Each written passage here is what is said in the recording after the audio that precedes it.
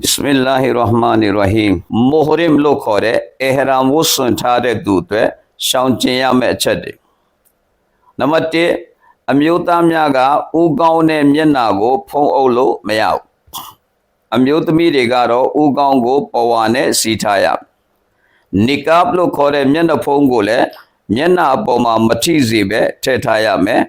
ပထမအပိုင်းနေမှာကျွန်တော်တင်ပြသလိုကဲအုပ်ထုတ်လို့မျိုးတစ်ခုဆောင်ပြီးတော့အဲ့ဒီကနေချထားလိုက်ဒဇိန်တရံစာအမျိုးသားတွေနဲ့ပရဒါပြုပြီးနေရနံပါတ်2ကတော့အမျိုးသားတွေကခြေစွပ်များရှူးဖနက်များစီးခွင့်မရှိဘူးခြေညက်ဖနက်ကိုပဲစီးခွင့်ရှိတယ်အမျိုးသမီးတွေကတော့ခြေစွပ်များနဲ့ရှူးဖနက်တွေအပိတ်ရှူးဖနက်တွေစီးခွင့်ရှိနံပါတ်3ကတော့အမွေးကြိုင်များကိုအမျိုးသားရောအမျိုးသမီးကိုလိမ်ခွင့်မရှိဘူးနံပါတ်4ကတော့ရေချိုးတဲ့အခါမှာလည်းခန္ဓာကိုယ်ကကြီးများကိုမတိုက်ချွေရဘူးနံပါတ်5ကတော့ရေချိုးတဲ့အခါမှာဆက်ပြမွေးတွေကိုမတုံရဘူးနံပါတ်6ကတော့ဥကောင်းမှာစီထည့်ခြင်းဘီဖီခြင်းများလည်းမလုပ်ရဘူးနံပါတ်9ကတော့ခြေသက်လက်သက်များညက်ခြင်းသပင်များညက်ခြင်းနှုတ်ခြင်းလည်းမလုပ်ရဘူးနံပါတ်10ကတော့မိမိဇနီးတဲ့နဲ့ကာမဆက်ဆံမှုလည်းမပြုလုပ်ရဘူးတို့ပေမကယာကတက်ကြွစေတဲ့စကားမျိုးလည်းမပြောရဘူး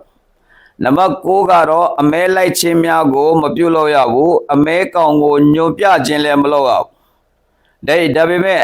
အသက်အန္တရာယ်ပြုစေတဲ့တတ္တဝါမျိုးကိုတော့တတ်ခွင့်ရှိ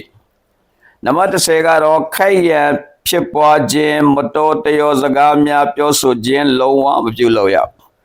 နံပါတ်11ကတော့ကိုယ်အတိုင်းနဲ့ချုပ်ထားတဲ့ချုပ်ထည်ကိုမဝတ်ဆင်ရဘူးအရှက်လုံးချုပ်စေရihramရဲ့အောက်တစ်ပိုင်းကိုလုံကြီးကဲ့သို့ချုပ်ခွင့်ရှိတဲ့အမျိုးသမီးများကတော့ချုပ်ထည်ကိုဒါဝတ်ဆင်ရနံပါတ်12ကတော့တန်းနေပျော့စိတ်တွေပိုးဟတ်တွေပိုးမွားအကောင်တွေကိုမတတ်ရဘူးအဲ့တော့ဒီဖော်ပြပါပြဋ္ဌာန်းချက်တွေကနေတခုခုကျူးလွန်ခဲ့တယ်ဆိုရင်သားကောင်ကိုဇဘာလုပ်ပြီးတော့လူတန်းလိုက်ရမယ်ဓမ္မမဟုတ်ရင်စိတ်တကောင်ကလအုပ်